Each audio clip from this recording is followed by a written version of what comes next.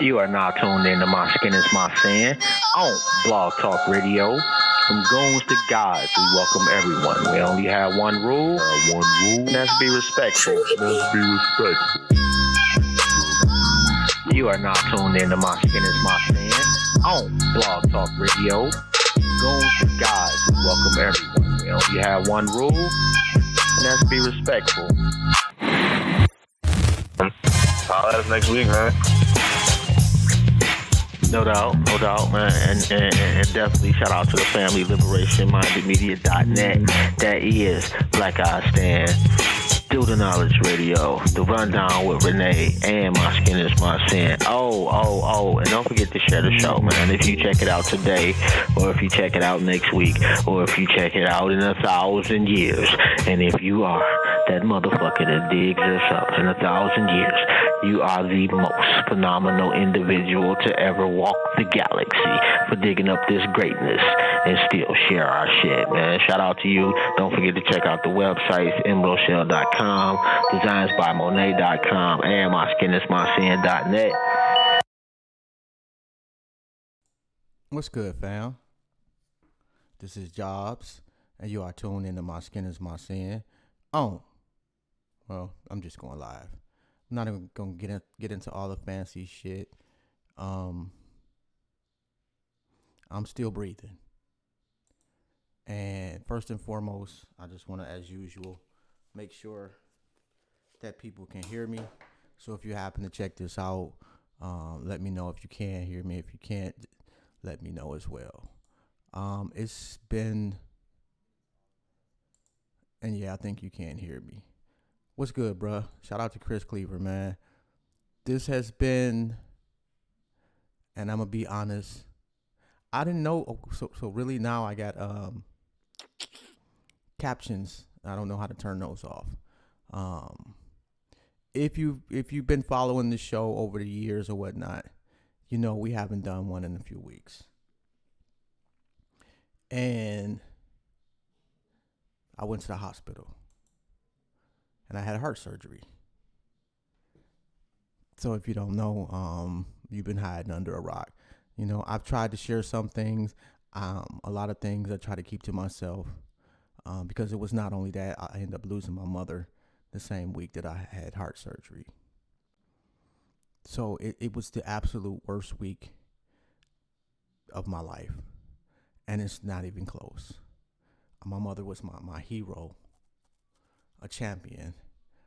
She was the best mother that God could have possibly. It's not, bruh. This is part of my therapy, man. I can't sit on my ass and do nothing day after day. Do some breathing exercises, and I'm not overdoing it. I've waited long enough to where, you know, and if I get too tired, I'll stop. But I've been doing all my exercises. I've been walking. I've been eating right. I stopped smoking. I haven't had a cigarette since the 4th. So I'm doing everything that I'm supposed to be doing.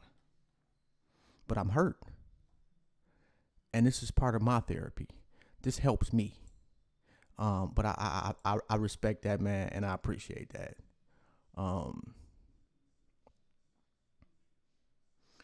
What ended up happening was I started sweating really bad at home. And that turned into I couldn't move a muscle in my body outside of my vocal cords. And we decided, you know what? I'm going to go ahead and go to the hospital. Well, I get to the hospital, unbeknownst to myself, I've got blockage in every artery in my heart. And not just a little bit. I'm talking, one was almost completely occluded at 99%. One was 90%. One was 80%. And I don't remember the other one. And they tell me I have to have heart surgery. No, not stents, you know, which is a procedure. But full-on heart surgery, I need to have what's called a CABG. And that's basically them bypassing my arteries that are blocked, taking an artery from another part of my body to use that artery to bypass the arteries that are blocked. And I'm so sorry to hear that, Chris Cleaver, bruh. I know. Trust me, it's fucking depressing, bruh. Although I will say, man, shout out to the fucking Cleveland Clinic nurses, the PCNAs, the nurse practitioners, the doctors. They made me want to live. They really did. I was depressed, you know. My old lady was on it so phenomenally. Um, but I was sitting there by myself day in and day out. And then like my family, they surprised me one day.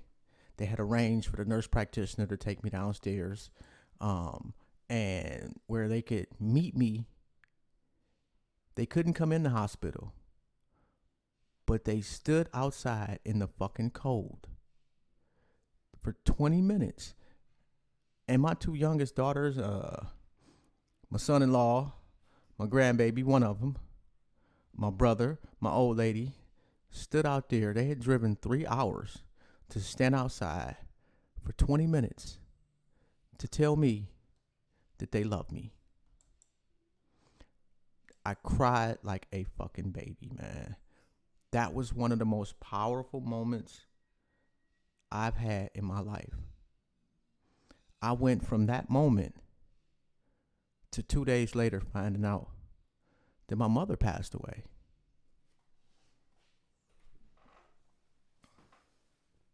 Now, and shout out to my cousin, man, Marsha. I love you so much, man. I really do, man. You just like my family showed had, and we've yet to bury my mother. We still haven't had the funeral. We had to make the arrangements. Um, they didn't want to tell me, and they didn't tell me. They kept it from me for a couple of days because, well, I just had heart surgery, and they didn't want it to turn into something. They didn't want to have two deaths on their hands. I understand that, and I respect that. Um, but it has been so. I don't even know how to describe this shit, to be quite honest. I really don't. I just know I needed to talk about it to help with my healing process because that's the type of person I've always been. I've talked about a lot of personal shit on the show. This is about as personal as I could possibly get. I mean, I had a grown man shaving my fucking balls for surgery, before surgery. Like that, the level of humiliation in the hospital before surgery. And they do tend to treat you like a piece of meat. Which helps those healthcare professionals to not internalize things and to keep them on top of their toes. I understand that. But wasn't eating, still not sleeping that good. It's just been, and I will be a little scattered if you happen to watch this over. Forgive me. I'm typically a little bit more cohesive. But this is the first time I've spoken publicly. Not that I'm some type of public figure, but publicly in damn near a month. I didn't know what to say. I still don't. I didn't know how to say it. But anyway, they decided they didn't want to tell me that my mom's had passed. And I ended up finding out inadvertently. And my first thought was that I'm okay. My mother loved me so much that I just couldn't feel bad. And I think that's definitely true. But it was also a coping mechanism because I've been scared. I've thought about death more in this last couple of weeks than I have in my whole life collectively. And I've been in some real sketchy ass situations.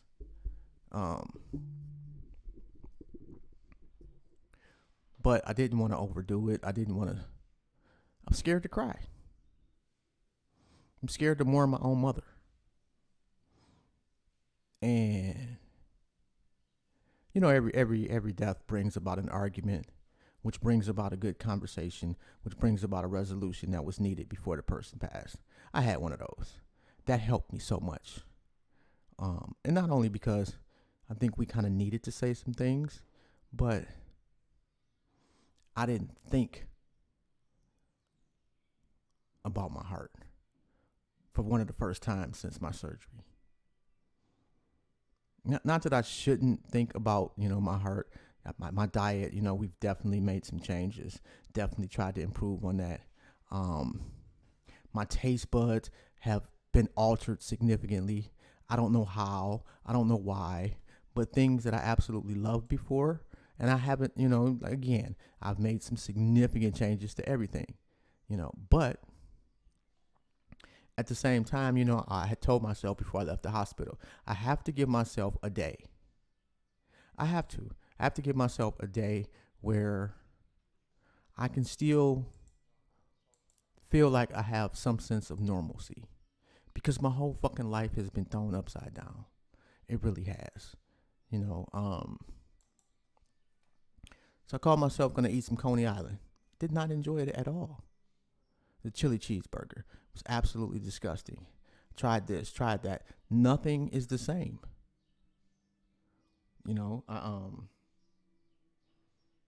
I go to my mom's house, and for the first time in years that I can remember, I walked into my mother's house,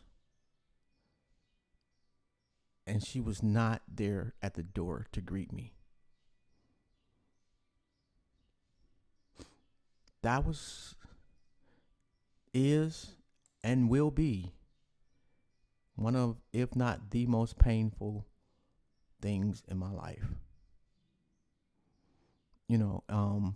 I was blessed enough to have a house full of family there waiting on me. And I love them with all my heart for that. I mean, I got folks that drove from Texas, from Virginia, flew in from Virginia, just from fucking everywhere. I'm blessed in that aspect. But it wasn't my mother. I had to take a pill just to relax enough to stay in the house. Because man. And Chris, bro, I don't think I do have the strength. I just don't have a choice. I don't have an alternative. And that's one of my cousins, also in the chat, Marsha. And I hadn't talked to Marsha in so long. And her and my cousin Dion drove that first off, they drove from God knows where, and she flew in from Virginia. And then they went to Detroit first and came to Cleveland. And me and Marsha, I cannot thank Marsha enough for taking my mind off of shit at a time when I needed that so much. I mean, we just sat on the couch and chopped it up. I'm not going to get into the topic of the conversation, but we just chopped it up about everything. You don't find out the strength of the person you're with until you go through something like this. I cannot thank that woman enough. My wife has been such the epitome of what a rock should be through this whole ordeal. There is absolutely nothing I will ever be able to do to thank her adequately. But all I can do is try. But I'm not going to go too far into it, man. We'll pick up a little bit, but I needed to start back to reclaim some of who I am, because I have lost so much of who I am in just a week. I could be gross and show you the scar. Maybe I will. The funny thing is, I showed my daughters, and they were like, damn, I thought it was going to be more than that. Like they were disappointed in the size of the scar. But that's the love that I have for my baby girls and that they have for their old man. Like they showed up and they showed out so spectacularly.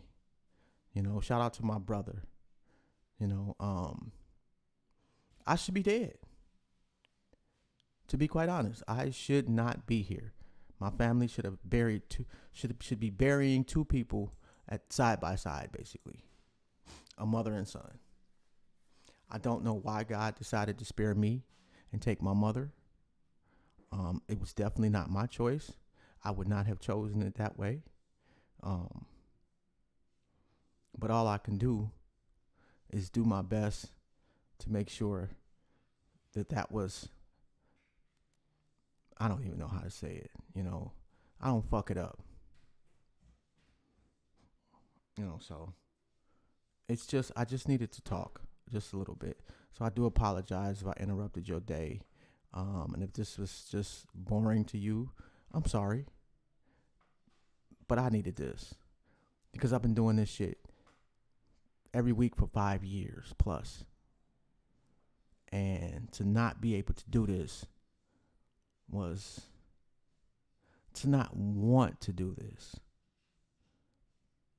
was another part of me being taken away. And I refuse to allow this shit to take everything from me.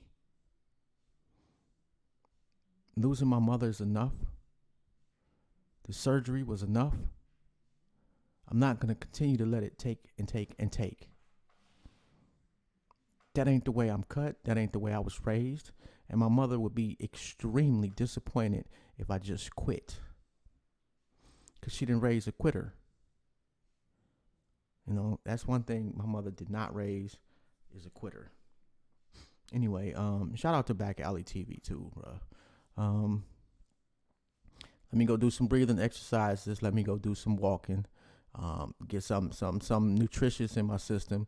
And I much appreciation to Keith Horton for the recipes. I mean, people donated money. I mean, I didn't ask for, you know, I didn't even want any money from anybody. But I so appreciate the words, the inboxes, the text messages. I mean, it was, I didn't know how many people gave a shit about me until I woke up after surgery and turned my phone on. I did not. It was some humbling shit. I don't know how to thank everybody. There's no way to do it individually. I just know that I read every message. I couldn't respond to every message. I'm still getting like 3 to 4 hours of sleep. I'm working on getting back to everybody. We have been working on some things for the show because I refuse to quit. We're going to change some things. We got some consultants now. Go figure. And let's see where this takes us. You know, we've been talking about what black folks been talking about for years. We've been doing it our way. We ain't been salacious. We ain't been hating on nobody.